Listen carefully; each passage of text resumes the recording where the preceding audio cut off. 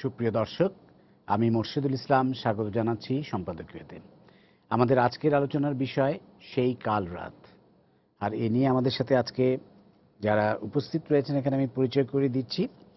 প্রথমেই রয়েছেন হাজী গোলাম মোর্শেদ, বঙ্গবন্ধুর রাজনৈতিক জীবনের সহকর্মী, এবং রয়েছেন মোহাম্মদ শাহজাহান মিয়া, এসআই, অবসরপ্রাপ্ত, সাবেক ওয়্যারলেস অপারেটর, রাজারবাগ। আমরা আপনাদের স্বাগত জানাচ্ছি। আপনাদের দুজনের অত্যন্ত গৌরবময় ভূমিকা আছে আমাদের মুক্তিযুদ্ধে, আমাদের স্বাধীনতার সংগ্রামে। আপনাদের সাথে আমরা কথা বলবো। প্রিয় দর্শক, আপনাদের বলে দিই, আপনারাও ইচ্ছে করলে আমাদের সাথে এই আড্ডায় যোগ দিতে পারেন। আমাদের ফোন করতে পারবেন, যে এই নাম্বারগুলো টেলিভিশনের পর্দায় দেখা যাবে সেই নাম্বারে। এছাড়া আপনারা SMS অথবা ফেসবুকের মাধ্যমে আপনাদের মন্তব্য পাঠাতে পারেন। তো আমরা আলোচনায় যাবার আগে একটু দেখে নেব এই মুহূর্তের সর্বশেষ সংবাদগুলো। স্বাধীনতা দিবস সামনে রেখে বর্ণিল সাজে সাজানো হয়েছে রাজধানী ঢাকা। বীর শহীদদের প্রতি শ্রদ্ধা জানাতে প্রস্তুত জাতীয় স্মৃতিসৌধ।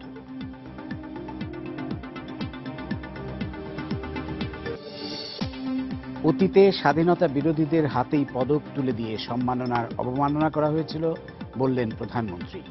7 বিশিষ্ট ব্যক্তিত্বকে দেয়া হলো সম্মাননা। নির্বাচন কমিশনে মনোনয়নপত্র দাখিলের সময় পেছানোর প্রস্তাব বিএনপির, সময় বাড়ানোর সুযোগ নেই জবাব সিইসির। মিন্টু ও আব্দুস সালামের পক্ষে মনোনয়নপত্র সংগ্রহ। সিটি কর্পোরেশন নির্বাচন নিয়ে আইন শৃঙ্খলা সংক্রান্ত মন্ত্রিসভা কমিটির বৈঠক। পরিস্থিতি স্বাভাবিক রাখতে প্রস্তুত সরকার।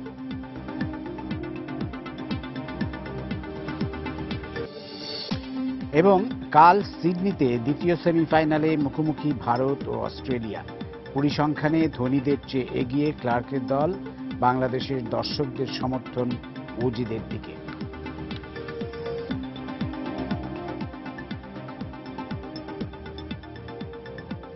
আমরা এবার চলে আসব আমাদের আলোচনায়। সেই কাল রাত, বোঝাই যাচ্ছে 1971 সালের এই 25শে মার্চের যেই কাল রাত, সেটাকেই স্মরণ করে আমরা সাজিয়েছি আমাদের আজকের অনুষ্ঠান। আপনাদের কাছ থেকে কিছু কথা শুনবো। আপনারা অত্যন্ত কাছ থেকে সেই সময়টা দেখেছেন দুজনেই। আমরা জানি যে এই দিন পাকিস্তানি মিলিটারি ইতিহাসের বর্বরতম গণহত্যা চালিয়েছিল রাতে।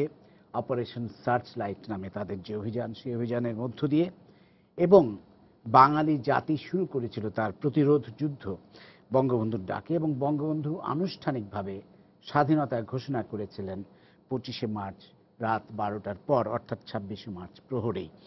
তো সেই কথাগুলো আমরা শুনব। আমি প্রথমেই আসব হাজী গোলাম মোর্শেদ আপনার কাছে। আপনি অত্যন্ত কাছ থেকে দেখেছেন, বঙ্গবন্ধুর অত্যন্ত ঘনিষ্ঠ সহকর্মী ছিলেন আপনি। সেই সময়গুলো আপনার চাইতে কাছ থেকে আমার মনে হয় আর কেউ দেখেননি।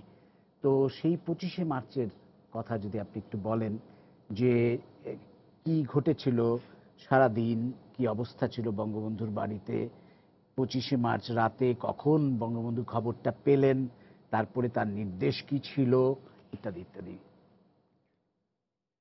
রাত 10টার দিকে আমি পৌঁছালাম ওনার বাড়িতে। নিচতলায় শুধু একটা সাব ইন্সপেক্টর দাঁড়িয়ে ছিল, আর সব খালি, শুনশান। আমি সিঁড়ি ধরে উঠে গেলাম। দরজার মুখে, বেডরুমের দরজার মুখে দাঁড়াতেই উনি আমার দিকে তাকিয়ে বললেন যে আমরা স্বাধীন হয়ে গেলাম। They are coming to arrest me, I have decided to stay. তো আমার প্রতি ওনার একটা নির্দেশ ছিল যে আমি যখন সিদ্ধান্ত নিয়ে ফেলবো তখন যেন আমি তাকে ইনফ্লুয়েন্স করার না চেষ্টা করি। এটা হয়েছিল 20শে জানুয়ারি, আজিজ ভাই মারা গেলে চিটাগাঙে। আমরা দাফন করে ফিরে আসছি। উনি তাজউদ্দিন ভাইকে বললেন যে প্লেনের টিকিট ব্যবস্থা করে আমাদের ফিরে যাওয়ার জন্য। দাফন টাফন হয়ে গেছে। তখন আমি আস্তে আস্তে বললাম যে প্লেনে না গেলে হয় না। আমি ভয় পেলাম যে যদি স্যাবোটেজ করে দেয় প্লেনটা। উনি আমার দিকে খুব একটু রাগের চোখে, ওরকম কখন তাকান না। তখন বললেন যে দেখ, আমি সিদ্ধান্ত নিয়ে, তুই আমার সবচেয়ে কাছে থাকিস, আমি সিদ্ধান্ত নিয়ে ফেললে আমাকে কখনো ইনফ্লুয়েন্স করার চেষ্টা করবি না, মনে থাকবে? থাকবে। ওই কথা আমার মনে হলো। তার ফলে আমি থাম হয়ে গেলাম। আর কোনো কিছু বলতে পারলাম না। তো এখানেই থেমে আমি সকাল থেকে শুরু করি। সাধারণত আমি সকাল 9টা-10টার দিকে ওনার এখানে পৌঁছাতাম, দুপুরে খেতে আসতাম, আবার বিকালে যেতাম। ওই দিন ওই সময় আমি পৌঁছালাম 9টা সাড়ে 9টার দিকে। নিচের ঘরে বসে, সাথে এখন হেজি হয়ে গেছে, মনে করতে পারছি না কে বসেছিলেন। তো আওয়াল সাহেব আসলেন, ডাইরেক্টর অফ আনসার্স। তখন মোনাল ওসমানী আসলেন, শেখ আব্দুল আজিজ সাহেব খুলনা উনি আসলেন, সিরাজুল আলম খান আসলেন। এরপর কোন রেফারেন্সে আর্মস অ্যামুনিশনের কথা উঠলো, তখন ডায়াগ্রাম আনসার আব্দুল আওয়াল সাহেব, উনি আগে যশোর এসপি ছিলেন। উনি আমাকে বললেন যে আনসারদের একটা আর্মস অ্যামুনিশন প্রত্যেক বছর পারচেস করা হয় এবং ডিস্ট্রিক্ট পুলিশ হেডকোয়ার্টারে মালখানায় সেটা থাকে, কখনো ব্যবহার হয় না, অনেক অনেক স্টক আছে সারা দেশে, এইটা ফোর্সের ভেতরে ডিস্ট্রিবিউট করে দিলে ভালো হয়। তখন আমি এটা বঙ্গবন্ধুকে বললাম। বঙ্গবন্ধু বললেন যে তুই ওসমানী সাহেবের সাথে কথা বল। ওসমানী সাহেবের সাথে বললাম। তখন সিরাজুল আলম খান সাহেবও প্রেজেন্ট। সিরাজুল আলম সাহেব খান সাহেব সেটা উড়িয়ে দিলেন আর কি, তেমন গুরুত্ব দিলেন না। এরপরে এই সাবজেক্টের উপরে কোনো আলোচনা হলো না। বিভিন্ন লোক আসছে, বিভিন্ন কথা হচ্ছে, কিন্তু ওই দিন যে ক্র্যাকডাউন হবে আমরা তখন পর্যন্ত বুঝতে পারিনি। যেটা ঠিক কবে কখন মানে নাগাদ আমরা বোঝা গেল? বিকেলে 4টের সময় আমি বুঝতে পারলাম। 4টের দিকে আমি দুপুরে খাওয়ার জন্য বাড়িতে রওনা হচ্ছে, এমন সময় ওসমান সাহেব বললেন যে আমাকে একটু লিফট দেন। আমি আমার গাড়িতে লিফট দিলাম। ধানমন্ডি 5 নম্বর অথবা 6 নম্বর রোডে মহিবুজ সামাদ সাহেব ইন্স্যুরেন্সের একজন চিফ ছিলেন এবং বঙ্গবন্ধুর সাথে খুব ঘনিষ্ঠতা ছিল, ওনার বাড়িতে উনি গেস্ট ছিলেন। ওনার বাসায় নামিয়ে দিলাম। হঠাৎ কর্নেল সাহেব আমার হাত ধরে বললেন আপনি যেতে পারবেন, আপনি আসেন আমার সাথে। নামলাম, জোহরের নামাজ পড়লাম, খেলাম ওখানে। খেতে খেতে 3:30 বেজে গেল। তখন আবার আমি চলে আসলাম, আমি একাই চলে আসলাম। ওসমান সাহেব বোধহয় আমার সাথে আসলেন না। আমি ড্রয়িং রুমে ঢুকতেই দেখি বঙ্গবন্ধু আর ব্যারিস্টার আমিরুল ইসলাম বসে আছেন এক কোনায়।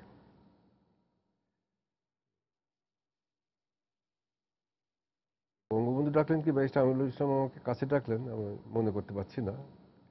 তো কাছে গেলাম, গেলে বঙ্গবন্ধু বললেন যে এসপির কাছে যেতে হবে।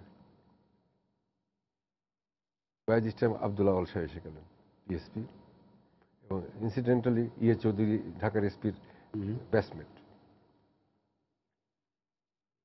বললেন যে রাজারবাগে যত আর্মস অ্যামুনিশন আছে সমস্ত ফোর্সের ভেতরে ডিস্ট্রিবিউট করে দেয়। আমি আওয়াল সাহেবকে নিয়ে এসপির বাড়ি সার্কিট হাউস রোডে টিপটপ মসজিদের সামনে গেলাম। যেতে যেতে মগরিব টাইম হয়ে গেল। আওয়াল সাহেব ডিটেল ওনাকে বুঝিয়ে দিলেন। আমি কথা কম বললাম। মগরিবের নামাজ পড়ে ফিরে আসলাম 32 নম্বর, এসে বললাম যে এসপি সাহেবকে বলে এসেছি। তখন আমিরুল ইসলাম আমাকে বললেন যে মসজিদ ভাই, এখান থেকে তো বাইরে ফোন করা অসুবিধে, আপনি যশোরের মশিউর ভাইকে একটু ফোন করে বলে দিন ওখানকার অ্যামুনিশন ফোর্সের ভেতরে ডিস্ট্রিবিউট করে দেয়। তো আমি তখন বাসায় চলে আসলাম, সন্ধ্যা হয়ে গেছে। বাসাতে ফোন করে শহীদ মশিউর রহমান সাহেব আমার মামু হতেন, তাকে বললাম। সেখানে রওশন আলী এমসিএ, তৈবুর রহমান সদরে একটু আমরা যদি মানে রাতের দিকে চলে যাই, মানে যখন বঙ্গবন্ধুকে গ্রেফতার করতে আসলেন সেই সময়টা কি আপনি কাছে ছিলেন? বা যখন বঙ্গবন্ধু ঠিক স্বাধীনতার ঘোষণাটা দিলেন আনুষ্ঠানিকভাবে রেডিওতে, তখনকার আমরা জানি যে ওখানে বসে স্বাধীনতার কোনো ঘোষণা দেন, ঘোষণা হয়নি। একটু যদি বলেন। রাত্রে ওই আগের ঘটনাগুলো শোনেন। এরপর ফোন আসতে লাগলো, সুবোধ মিত্র MCA, তারপরে মিসেস সিরাজুল হক এখন ল মিনিস্টারের মা, তারপরে ব্যারিস্টার মওদুদ, আরো অনেকে ফোন করতে লাগলেন, পালাতে বলেন, নয়তো মেরে ফেলে দেবে। বললাম যে উনি ডিসাইড করেছেন পালাবেন না। এরপর তৈবুর রহমান বলে একটা ছেলে আসলো, সে বঙ্গবন্ধুর মতো লম্বা, পরে পাবলিক সার্ভিস কমিশনের ডাইরেক্টর হয়, এসে জড়িয়ে মোদি ভাই পালান, নয়তো আপনাকে মেরে ফেলে দেবে। এবং সেটা ফাইনাল ডেটই ছিল ওই দিন। তারা মারেনি কেন, বোকামি করেছে তারাই জানে। তো জড়িয়ে ধরে যখন বলছে যে মোদি ভাই পালান, তখন বঙ্গবন্ধু ঠিক ঠান্ডা মাথায় উত্তর দিলেন, if they do not get me, they will massacre all the people and destroy the city.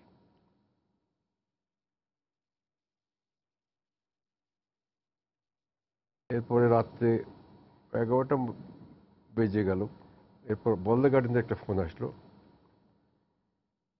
বলদা গার্ডেন থেকে বলছি মেসেজ ট্রান্সমিট করা হয়ে গেছে, আমি কি করব।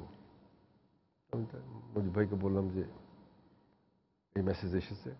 উনি বললেন, বলো মেশিনটা ভেঙে ফেলে পালিয়ে যেতে বলো। মেসেজটা কি বঙ্গবন্ধু আগেই রেকর্ড করে রেখেছিলেন? এখন সেটা আমি জানি না। আমি যতটুকু রিসিভ করেছি, যতটুকু জানি সেইটুকু বলতে পারি। কি মেসেজ তাও আমি জানি না। তো কি হতে পারে, তখন তো এত ওয়্যারলেসও ছিল না, এত মোবাইলও ছিল না, এত কমিউনিকেশন, এত গাড়িও ছিল না।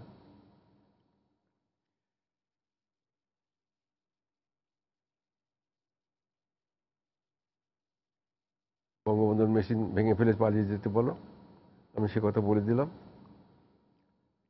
এরপর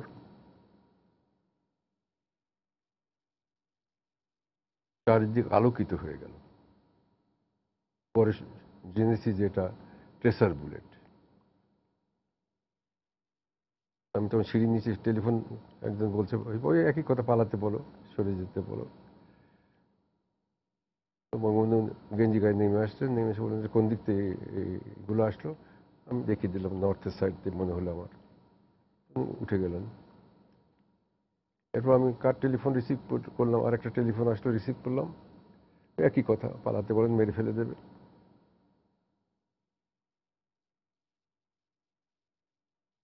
মিসেস সিরাজুল হকের কথা তো আগে বলেছি। এমন সময় আওয়াজ হলো হ্যান্ডস আপ। আমার টেলিফোনটা হাতে হয়তো পড়ে গেল, আমি হ্যান্ডস আপ করে ফেললাম। পরে আওয়াজ শুনলাম যে মাত মারো, এই আওয়াজটা শুনলাম। কিন্তু তার পরক্ষণেই আমার মাথায় আঘাত হলো, আমি অজ্ঞান হয়ে গেলাম। এরপরে ঘটনা, স্বাধীনতার পরে আমি শুনেছি AK মোশাররফ হোসেন, যিনি কেমিক্যাল কর্পোরেশনের চেয়ারম্যান ছিলেন, পরে খালেদা জিয়ার মিনিস্টার হন, বিখ্যাত লোক, নাইকো মামলার আসামি হন। উনি পাশের বাড়ি দাঁড়ায় খাসে ওই ব্যালকনিতে শুয়ে শুয়ে সব অবজার্ভ করছিলেন। আমাকে যখন ব্লাড সোকড অজ্ঞান অবস্থায় নিয়ে যাচ্ছে, তখন বঙ্গবন্ধু নিচে এসেছেন এবং তাকে নিয়ে এসেছেন। তিনি শাউট করলেন, how dare you hit him, I want him alive. ওই পরিস্থিতিতে তিনি নিজের জন্য কনসার্ন না, আমার জন্য কনসার্ন। এটা হচ্ছে লিডারশিপ, এই যে মমত্ববোধ, ওয়াননেস, এইটা হচ্ছে আমার জীবনের অনেক বড় পাওয়া। আবার আসবো পরে আপনার কাছে। আমরা একটু আপনার কাছে যাই শাহজাহান মিয়া।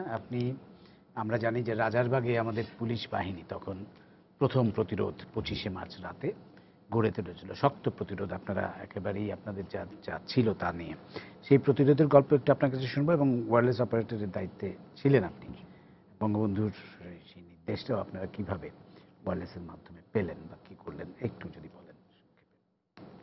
বিষয়টা হলো মার্চ মাসটা কিন্তু 1 তারিখ থেকেই জি, অগ্নিঝরা, যার জন্য আমরা হয়তো বা অগ্নিঝরা মার্চ বলা হয়।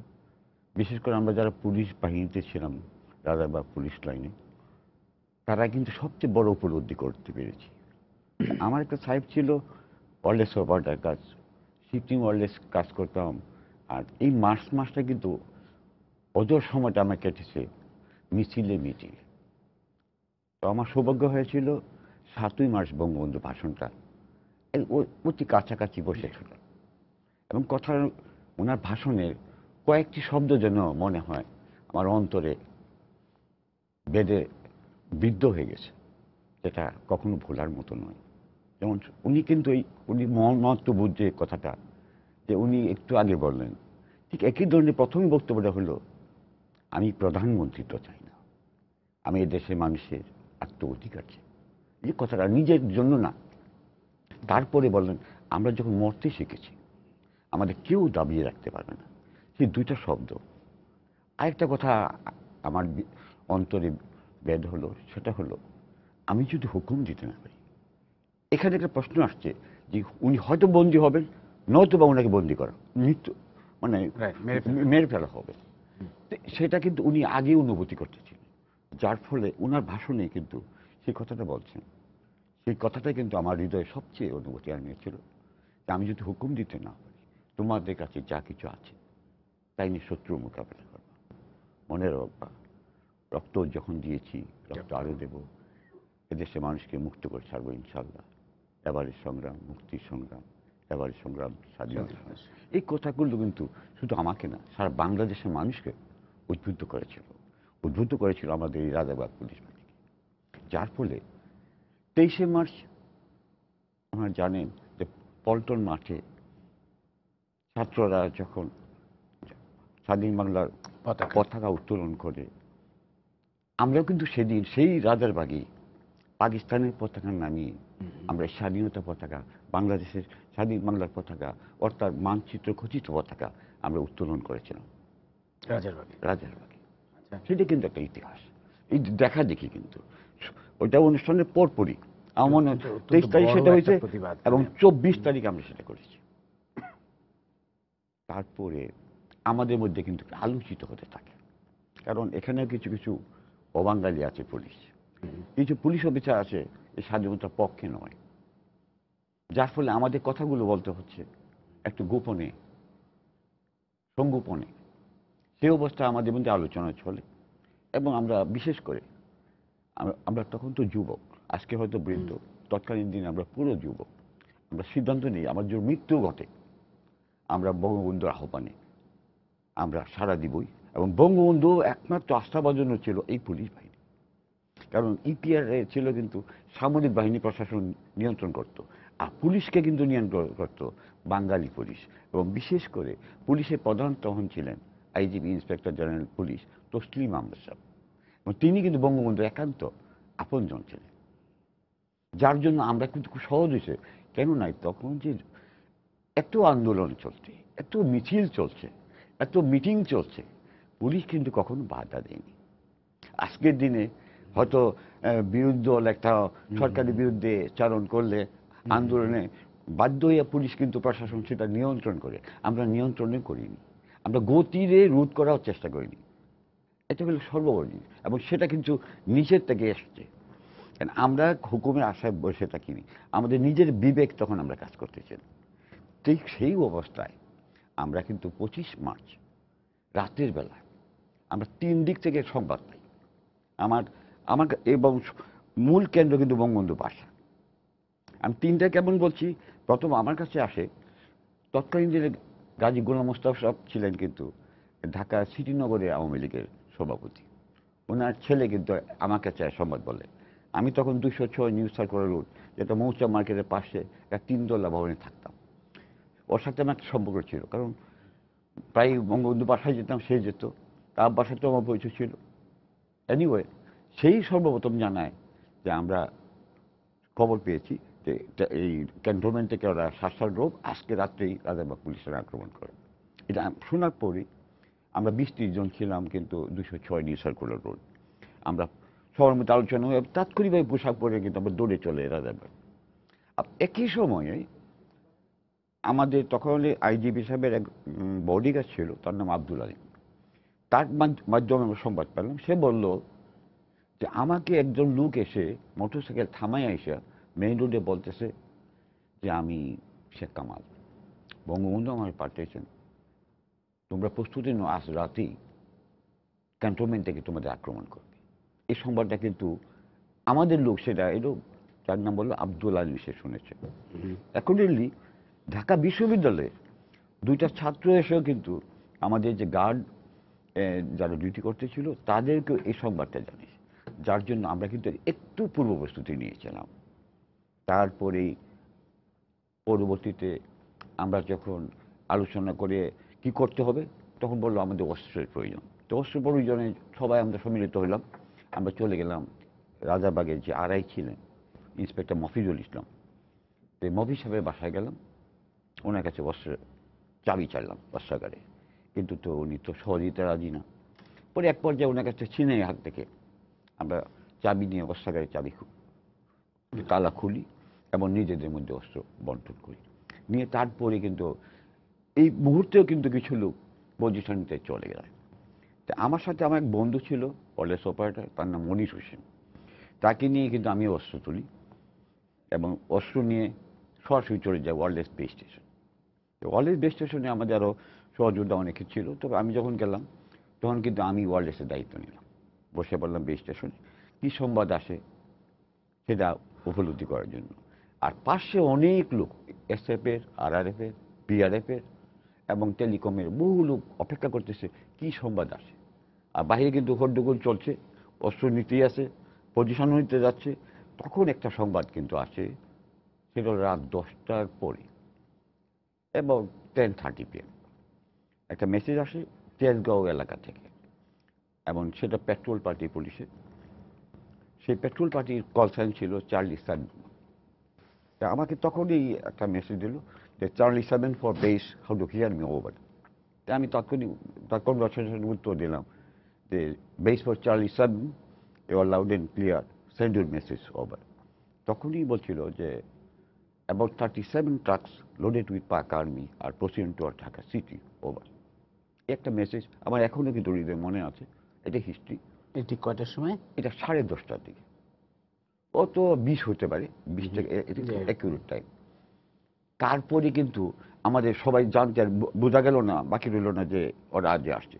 তখন আমাদের সাথে যে এই যে আব্দুল আলী ছেলেটা ছিল, সাহসী ছিল, সে তাৎক্ষণিকভাবে দৌড়ে চলে গেল যে গার্ডে যে একটা সময়ের ঘন্টা আছে সেখানে পাগলা ঘন্টা বাজাতে আরম্ভ করলো। রেলের পাত বিশিষ্ট সেটা পাগলা ঘন্টা, যেটা এখন বর্তমানে মুক্তিযুদ্ধ পুলিশ মুক্তিযুদ্ধ জাদুঘরে সংরক্ষিত আছে। সেখানে পাগলা ঘন্টা বাজাতে আরম্ভ করলো এবং তাৎক্ষণিকভাবে পুলিশের সদস্যরা যে যেখানে অবস্থা ছিল ছুটে আসলো এবং অস্ত্র নিয়ে। ও তখন থেকে যে আমরা যে প্রথম একদিনটা আমরা ওপেন করছিলাম, এখানে অস্ত্র নেই, পরে একটা অস্ত্রাগার সেটা রিজার্ভ ছিল, ওইটাকে তালা ভাঙিয়ে তারা অস্ত্র নিয়ে তখন সমবেত আরম্ভ করলো আপনার প্যারেড গ্রাউন্ডের দিকে। ওইখানে সমবেত হয়ে তারা কিন্তু তখনও স্লোগানে মুখরিত ছিল, বীর বাঙালি অস্ত্র ধরো, বাংলাদেশ স্বাধীন করো, তোমার আমার ঠিকানা বাংলাদেশ, পদ্মা মেঘনা যমুনা ইত্যাদি কলরবে কিন্তু একদম সিরিয়াসলিভাবে তারা উজ্জীবিত ছিল। এবং তারপরে কিন্তু তারা পজিশন নিতে চলে যায়। তো পজিশন আপনার রোডটা সম্পর্কে আপনার আইডিয়া আছে, রাজাবাগ থেকে যে আগে, এখন বর্তমান যে 2 নম্বর গেট, এটা আগে ছিল 1 নম্বর গেট। এদিক দিয়ে মালিবাগ হয়ে মৌচাক হয়ে মগবাজার পর্যন্ত আসছে পজিশনের রাস্তার পাশে। আর অন্য দিক দিয়ে চামিলিবাগ হয়ে, যেটা 1 নম্বর গেট বর্তমান, চামিলিবাগ হয়ে শান্তিনগর হয়ে বেলি রোড দিয়ে এটা প্রদক্ষিণ করছে। আর রাজাবাড়ির ভিতরে ব্যারাকে, ছাদে, পুকুর পাড় ইত্যাদিতে এরা পজিশন নিতে চলে গেল। তো এই অবস্থায় কেউ বা অনেকে ছাদেও পজিশন নিতে গেল। এই অবস্থায় কিন্তু সবাই পজিশন নিতে গেল। তো আমার অ্যাকুরেট টাইম হবে তখন, ওইখানে একটা জিনিস আমার না বললেই নয়, আমাদের একটাই পরবর্তীতে আমি জানলাম যে কনফার্ম, তখন তো আমার জানা প্রশ্ন না, পরবর্তীতে সেটা হলো বর্তমান যে চামিলিবাগে একটা ইস্টার্ন প্লাস মার্কেট আছে। এই মার্কেটটা তখন ছিল ডন স্কুল, 4 তলা বিশিষ্ট একটা স্কুল ছিল। ওইখানে আমাদের পুলিশরা যখন যায় পজিশন নিতে, তো ওরা স্থানীয় সদস্যরা ওরা সাহায্য করে, ওইখানে তারা পজিশন নেয়। এবং ওদের সামনেই ছিল একটা বিরাট ব্যারিকেড, পুলিশ এবং পাবলিক মিলে একটা বড় ধরনের ব্যারিকেড ছিল যে পার্সোনাল আসতে এখানে থামতে হয়, এবং ব্যারিকেড অবসর না করে ওরা মুভমেন্ট করতে পারবে না। তো রাত 12টা বাজার কিছু আগে 10 হতে পারে বা 7 হতে পারে বা 12 হতে পারে। জি। ঠিক তাৎক্ষণিকভাবে কিন্তু first bullet for the independence, মানে স্বাধীনতার যে প্রথম বুলেটটি, সেই বুলেটটি নিক্ষিপ্ত করেছিল ওই ডন স্কুল থেকে। এবং কিভাবে ওরা যখন ব্যারিকেডের সামনে আসে, গাড়ির থেকে নামে এবং ব্যারিকেড অপারেশন করার চেষ্টা করে, তখনই যারা আমাদের পুলিশ ফোর্স যারা 10-12 ছিল, ওদের মধ্যে কয়েকজনই ওদেরকে টার্গেট করে সরাসরি গুলি করছিল। তাতে একজন পুলিশ তাৎক্ষণিক সেনাবাহিনী একজন তাৎক্ষণিক মারা যায় এবং একজন আহত হয়, এবং তারপরেই শুরু হয় যুদ্ধ। সেই যুদ্ধ আমরা তো পুলিশের 303 রাইফেলে একটার পরে একটা থেমে থেমে গুলি করছি, আর বিনিময়ে শত শত হাজার হাজার বুলেট, একই সঙ্গে মর্টার শেল, একই সঙ্গে আপনার ট্যাঙ্ক, কামানো গর্জি এবং হেভি মেশিন গান, মাঝারি মেশিন গান, সারা লাইট রাতই প্রায় মেশিন গান। সেগুলো। আপনার কাছে আবার আসবো আমরা পরে সময় পেলে। আমাদের সাথে এখনই যোগ দিয়েছেন আরেকজন অতিথি, মেজর কামরুল হাসান ভূঁইয়া, অবসরপ্রাপ্ত মুক্তিযোদ্ধা ও গবেষক। আপনাকে স্বাগত জানাচ্ছি আমাদের আজকের এই আলোচনায়। তো আমরা দুজন মুক্তিযোদ্ধার কাছ থেকে শুনছিলাম তাদের অভিজ্ঞতার কথা। আপনার কাছ থেকে জানতে চাইবো সেই কাল রাতের আপনার যে স্মৃতি আছে। আমার ব্যক্তিগত কোনো স্মৃতি নাই, কেননা কাল রাতে আমি ঢাকায় ছিলাম না। আমি ছিলাম খুলনার খালিশপুর পিপলস জুট মিলের ভিতরে। বাট একটা জিনিস, আমি ক্যাডেট কলেজের ছাত্র, কিছুটা আর্মির সাথে সংস্রব ছিল বলবো, আর মিলিটারি সায়েন্স পড়েছি 2 বছর। কিন্তু ইংরেজিতে বলে common sense is a rare sense. জাতি একটা ক্রান্তিকারের দিকে আমরা কনভার্জ করছি। আমরা যেমন পশ্চিম পাকিস্তান মানি না, পশ্চিম পাকিস্তানও আমাদেরকে মানছে না। তারা বলছে we will not allow the black bastards to rule upon us. অর্থাৎ যুক্তি যাই হোক, ইলেকশনে জিতি আর না জিতি, তারা আমাদেরকে শাসন করতে দিবে না। কাজে এখন কথাটা হচ্ছে যে যখন brigadier Jahangir Arbab Khan, commander 57 brigade, ঢাকার ব্রিগেড, তার নিজস্ব ব্যাটালিয়ান 2য় ইস্ট বেঙ্গল রেজিমেন্ট জয়দেবপুর রাজবাড়িতে, তাকে 19শে মার্চ ডিজার্ম করানোর জন্য 72 জন লোক নিয়ে যায়, 72টা এলএমজি সহ। একটা ইনফেন্ট্রি ব্যাটালিয়ন, একটা বেঙ্গল রেজিমেন্টে থাকে 72টা এলএমজি, সে 72 জন লোক নিয়ে গেছে 72টা এলএমজি সহ। আর যাওয়ার আগে সিগন্যাল দিছে যে brigade commander will be coming to your battalion to have lunch. তো লাঞ্চ খেতে যাবে, তুমি 72 জন লোক নিয়ে তো যাবে না, এবং তারপরে 72টা এলএমজি। ভাগ্য ভালো যে 2য় ইস্ট বেঙ্গল রেজিমেন্টের সৈনিকরা তার আগেই অস্ত্র নিয়ে তারা তৈরি ছিল। যার হাতে অস্ত্র তাকে নিরস্ত্র করা তো এত সহজ ব্যাপার নয়। এবং তখন পর্যন্ত একই আর্মিতে 2 ব্যাটালিয়ন একইভাবে প্রশিক্ষিত, রণকৌশল বলেন, ট্যাকটিক্স বলেন, ওয়েপন ট্রেনিং বলেন, একই সাথে শিক্ষিত। কাজেই এখন কথাটা হচ্ছে যে ওই বর্বর পাকিস্তান সেনাবাহিনী ভুলে গেল যে একজন সশস্ত্র যোদ্ধাকে নিরস্ত্র করা আর একটা যুবিত মেয়েকে সবার সামনে বিবস্ত্র করা একই রকম অসম্মানের। একটা সৈনিককে যদি বলেন যে তোমার অস্ত্রটা দিয়ে দাও, সে কি দিয়ে দিবে? কেন, কি যুক্তি? 1। 2 নম্বর, আমাদের যে রাজনৈতিক নেতারা ছিলেন, আমি কারোর উপরে দোষারোপ করি না, কারণ সেই আবহ তখনকার কি সময়, সেই সময়কালটাও ধারণ করতে হবে। এখন কথায় কথায় জেনারেল সাহেবের সাথে কথা বলেন, তখন একজন জেনারেল খাদিম হোসেন রাজা, একমাত্র জেনারেল ছিলেন পূর্ব পাকিস্তানে, 14 ডিভির জিওসি, তার সাথে কথা বলতে তো কেউ সাহসই করতো না। তখন মার্শাল ল চলে, তখন তার এই বাংলাদেশে মার্শাল ল না। কাজেই যেই সব জায়গায় ক্যান্টনমেন্ট ছিল, যেসব জায়গায় ইস্ট বেঙ্গল ব্যাটালিয়ন ছিল, এবং যেসব জায়গায় পুলিশ প্রতিরোধ প্রাথমিক ইনিশিয়াল রেজিস্ট্যান্স দিতে পারত, সেই সব জায়গায় আক্রমণ করছে। বরিশালে তো আক্রমণ করে নাই। আপনি দেখছেন দিনাজপুরে আক্রমণ করছে, ওখানে ওদের ক্যান্টনমেন্ট নাই, ওখান থেকে প্রতিরোধ আসলে কাকে প্রতিরোধ করবে? আপনি দেখছেন রাজশাহী পুলিশ লাইন কিভাবে আক্রমণ করছে, যখন রংপুর থেকে 25 পাঞ্জাব গেছে তারপরে জায়গায় করছে, কিংবা অন্যান্য যেসব জায়গায় ক্যান্টনমেন্ট নাই সেখানে কিন্তু হয় নাই। আমাদের এখানে এই 32 পাঞ্জাব যারা পুলিশ লাইন আক্রমণ করে, তার সিও ছিল একজন বাঙালি, লেফটেন্যান্ট কর্নেল AFM কাজী রকিবউদ্দিন আহমেদ। যদিও উনি বাঙালি, উনি কখনো বেঙ্গল রেজিমেন্টে চাকরি করে নাই, এবং বাঙালি সৈনিকদের সাথে ওনার কোনো পরিচিতি বা কোনো সম্পর্ক সংস্রব নাই। ওনাকে নিয়ে দিল colonel Masudul Hossain Khan 2য় East Bengal রেজিমেন্টের CO, তাকে অ্যারেস্ট করে তার জায়গায় তাকে দেওয়া হলো, এবং 2য় ইস্ট বেঙ্গল রেজিমেন্টের সৈনিকরা তাকে, অফিসাররা তাকে গ্রহণ করে নাই। এবং 32 পাঞ্জাব সিও বানানো হলো G1 ইন্টেলিজেন্স লেফটেন্যান্ট কর্নেল তাজ খানকে। ঢাকা শহরে মার্চ মাসে ছোট বড় বহু হত্যাকাণ্ড হয়েছে, মিছিলের উপরে গুলি, এই গুলি সেই গুলি, সব কিন্তু এই 32 পাঞ্জাব রেজিমেন্ট করেছে। 28শে ফেব্রুয়ারি 2টা ইনফেন্ট্রি ব্যাটালিয়ন প্লেনে পাকিস্তান থেকে আসলো, একটা হলো 18 পাঞ্জাব, একটা হচ্ছে 22 বালুচ।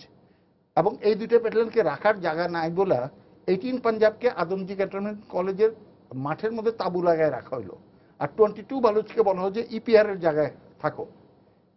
আলটিমেটলি কিন্তু ওদের উদ্দেশ্য এত খারাপ, এই 22 বালুচকে দিয়ে কিন্তু ইপিআরকে ডিজার্ম করবে। কিন্তু আমাদের লোকজন কিন্তু কল্পনায় আনতে পারতেছে না। ইপিআর এর একটা কোম্পানি বঙ্গভবনে গার্ড ছিল, তাদেরকে বলা হলো যে ইয়াহিয়া খানের সাথে মুজিবের একটা ফয়সালা হয়ে গেছে, আর গার্ডটার দরকার নাই, সব শান্তি, কালকে সকাল থেকে একটু পরে ঘোষণা আছে, তোমরা লাইনে ফেরত যাও। আমরা সুবোধ বালকের মতন গুড়গুড় করে চলে আসলাম। বিকালবেলা তোমাদেরকে তো টেম্পোরারি অস্থায়ী আশ্রয় দেওয়া হয়েছে, তো ওরা বিকালবেলা পিটি করার নামে দৌড়াইয়া দলবদ্ধভাবে আর্মিতে যেরকম হয় সবগুলো সেন্ট্রি পোস্ট কোথায় কোথায় সব রেখি করলো, কেননা এদেরকে তো একটু পরে সন্ধ্যা হওয়ার পরে ডিজার্ভ করতে হবে।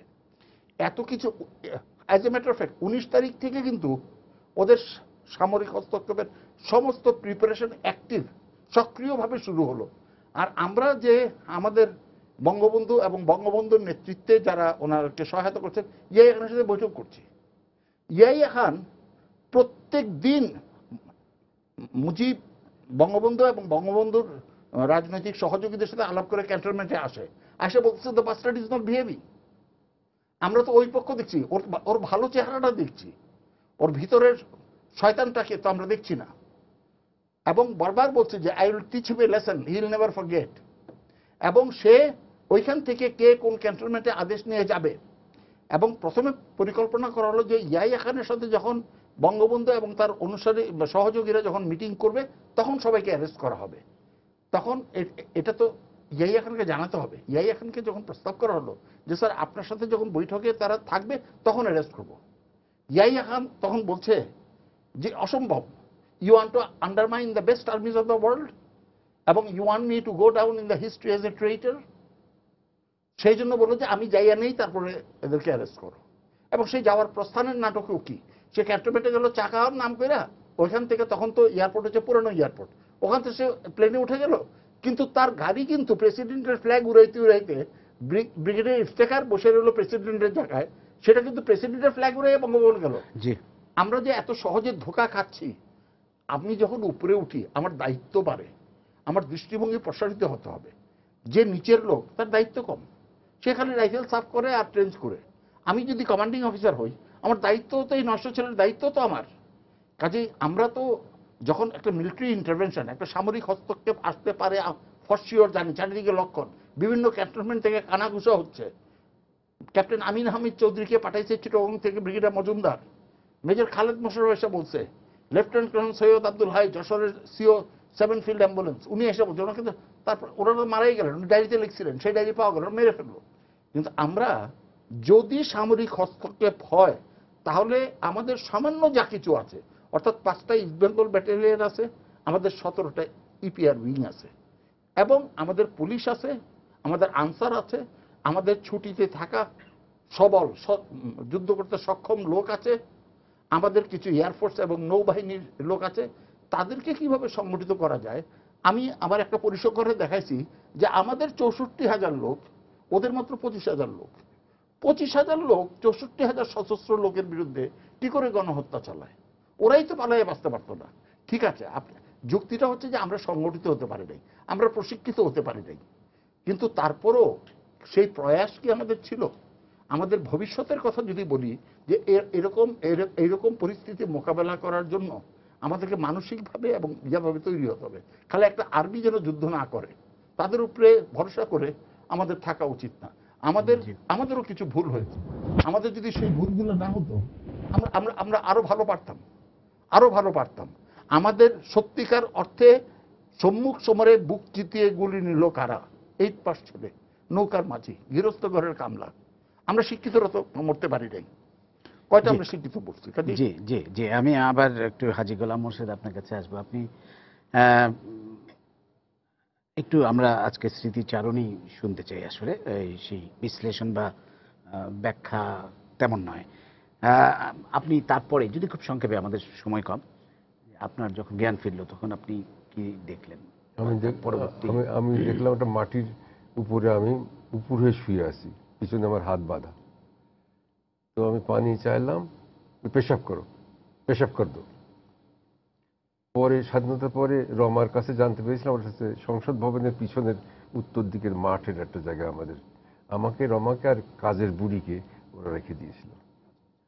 এর কিছুক্ষণ পরে আর একটা গাড়িতে উঠিয়ে আমাদের নিয়ে গেল ক্যান্টনমেন্টে, আদমজি স্কুলের সামনে, দাউদ স্কুলের সামনে। তখন আজান শুরু হলো। তো ওখানে আমি সোজা করে বসিয়ে রাখলো ফ্লোরে, গাড়ির ফ্লোরে। এর কিছুক্ষণ পরে সিএমএইচ নিয়ে যে আমাকে ভর্তি করে দিল। সিএমএইচ আমাকে 2-3 দিন রাখলো, রেখে সেখান থেকে এয়ারফোর্স অর্ডিন্যান্স ডিপোর একটা কাঠের বাক্সের মতো একটা গোডাউন ছিল, সেখানে রেখে দিল আমাদের। এরপরের ঘটনা তো, এরপর ছাড়া পেলেন কবে? 25শে নভেম্বর আমি ছাড়া পেলাম। আমার কিছু আত্মীয় স্বজন ছিল মালিক ক্যাবিনেটে, এবং কাশেম সাহেব তখন মিনিস্টার, তিনি চিঠি লিখলেন ব্যারিগেডের বসিরকে। আমার তখন ওজন 40 পাউন্ড কমে গেছে, পড়ে যায়, ব্লাড পেট দিয়ে বের হয়। তো উনি লিখলেন যে he is deeply religious man, give his treatment or release him. G, November আমাকে ছেড়ে দিল। ধন্যবাদ। মোহাম্মদ শাহজাহান মিয়া, আপনার কাছে আবার আসবো যে আপনি তারপরে তো আপনারা সারা রাত যুদ্ধ করে যখন পারলেন না ন্যাচারালি এত বড় একটা শক্তিশালী বাহিনীর বিরুদ্ধে, আপনারা পালালেন। তারপরে আপনি যুদ্ধে যোগ দিলেন কবে? আমি কিন্তু 28 মার্চ পর্যন্ত ওদের কাছে বন্দী ছিলাম, আচ্ছা, এবং আমার সঙ্গে 1 থেকে 150 পুলিশ সদস্য কিন্তু আটক ছিল। এদের উপর কিন্তু নির্যাতন ছিল, সামরিক নির্যাতন, অমানুষিকভাবে। আমি একটা যদি উপমা দিই, 4 দিনের মধ্যে আমার দানা পানা তো নাই, পানির জন্য আমরা অনেক ছটফট করছি। বিশেষ করে একটু টর্চার হলে কিন্তু মানুষ পানি কিন্তু চায়। আমাদের তো কিছু বয় বাবুর্চি কিন্তু ছিল, যেমন ক্যান্টিন আছে, মেস আছে, 15-20টা ছেলে বয় বাবুর্চি, ওরা আমাদের সাথে আটক ছিল। একটা ছেলে খুব বেশি রকম টর্চার করার পর সে পানি করে ছটফট করতেছিল। সে অবস্থায় আমাদের মধ্যে একজন বললো যে इसको थोड़ा পানি পিলে দেয়। তো সে আগাই গেল এক সেনা, তুমি পানি পেয়েগা, তো বলে তাকে একটু আড়ালে নিয়ে তার মুখে কিন্তু প্রস্তাব করে দিয়েছে। ঠিক এই ধরনের একটা বর্বরতা, সেই দৃশ্যটা কিন্তু আমার চোখে এখনো বাসে। জি, আপনি তারপর 4 দিন আপনি বন্দী থাকার পর তারপরে ওই এই নির্যাতনের ছাড়া পরে ছাড়া পাই। ওই যে চৌধুরী সাহেব যার কথা একটু আগে উনি বললেন, উনি আবার 28শে মার্চ বেলা 3টা 15 মিনিটে আমাদের রিলিজ দেন, এবং গ্রুপ বাই গ্রুপ আসি। তো তারপরে আমি দেশের বাড়িতে 4 দিনে পায়ে হেঁটে যাই, আমার ছোট 2 বাইকে সাথে নিই। ওদের সহ আমি কিন্তু ভারতে যাই, এবং মেঘালয় স্টেটে তুরা ডিস্ট্রিক্টে মহেশকাল নামক একটা জায়গায় যাই। সেখানে গিয়ে সর্বপ্রথম কিন্তু রিক্রুটিং এপ্রিলের প্রথম দিকে কিন্তু আমি সেই কোচিং সেন্টার ওপেন করি। সেখানে বিশেষ করে আওয়ামী লীগের 2জন নেতা ছিলেন। উনি একজন ছিলেন, উনি বারহাট্টা নুরজামান চিশতি করে নাম, আওয়ামী লীগের সভাপতি, এবং আটপাড়ে একজন সাধারণ সম্পাদক সেকান্দর নুরি। এই আমার 3জনের উদ্যোগে আমাদের কিছু সেনাবাহিনী পেয়ে গেলাম, যারা রিটায়ার্ড পার্সোনাল, তারা ইনস্ট্রাক্টর হিসাবে কাজ করলো, আমি নিজেও কাজ করলাম, এবং আর্মির একজন ইন সার্ভিস ওলা, এবং ইপিআর এর কিছু লোক পাইলাম, যাদের নিয়ে আমরা একটা গ্রুপ করে প্রথম এখানে আরম্ভ করলাম। এবং 11 নম্বর সেক্টরে কিন্তু আমি অসংখ্য সম্মুখ যুদ্ধে আমি অংশগ্রহণ করছি, এবং কর্নেল তাহের সাহেবের সাথে আমার দেখা হয়েছে, উনি আমার সেক্টর কমান্ডার ছিলেন, ওনার সঙ্গে আমি মেজর কামরুল হাসান ভুঁইয়া, আপনার কাছে আর আসবো না। আমি লোভ সামলাতে পারছি না। যদি আমাদের খুবই সংক্ষেপে 1-1.5 মিনিটের মধ্যে আপনি কি কোনো একটা যুদ্ধের বর্ণনা দিতে পারবেন? সেরকম এটাই হলো আমার কাছে সবচেয়ে বড় যুদ্ধটাই ছিল, আমরা একটা অ্যাম্বুশ করেছিলাম।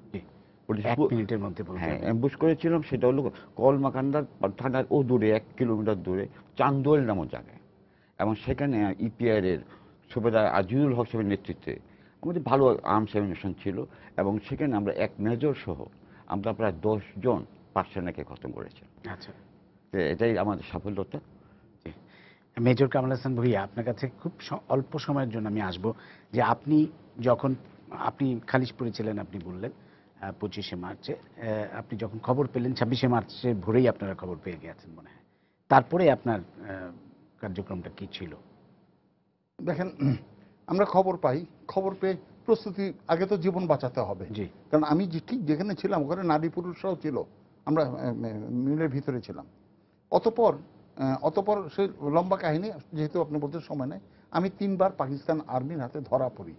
যেহেতু আমি যে পাকিস্তান আর্মির কাছে অপরাধী হিসেবে চিহ্নিত হব এই ধারণাটাও আমার ছিল না।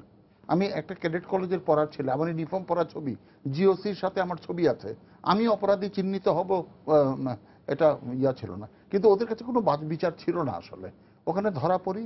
আবার সুবিধাও ছিল যে এক পর্যায়ে আমার ক্যাডেট কলেজের অ্যাডজুটেন্টের সাথে আমার দেখা হয়, সে আমাকে বলে যে দেখো এখানে থেকো না, তুমি গ্রামে চলে যাও, এবং সে গাড়ি দিয়ে আমাকে গ্রামের প্রান্তবর্তী জায়গায় নেমে দিয়ে বলে চলে যাও। অতঃপর আমি আরো একবার পাকিস্তান আর্মিতে ধরা পড়ি, অকথ্য নির্যাতনের শিকার হই। পরবর্তীতে আমি আগে আপনাকে বলছি যে ভারত যখন ক্রস করি, যে আমাদের আসলে আজকে সময় কম, আপনার বীরত্বের কথা, আপনার অসম সাহসী যুদ্ধের কথা আমরা এর আগেও শুনেছি। নিশ্চয়ই আগামীতে অন্য একটা অনুষ্ঠানে আপনাদের সেই যুদ্ধের কথা আবার শুনবো আমরা, সেই সুযোগ নিশ্চয়ই আমরা পাবো। আপনাদের অসংখ্য ধন্যবাদ। আজকে বিশেষ করে আজকে এই স্বাধীনতা দিবসের প্রাক্কালে আপনাদের প্রতি গভীর গভীর শ্রদ্ধা। প্রিয় দর্শক, সবাইকে শুভেচ্ছা জানিয়ে শেষ করছি আজকের সম্পাদকীয়। আগামীকাল আবারও দেখা হবে রাত 10টায়, দেখার আমন্ত্রণ রইল। শুভরাত্রি।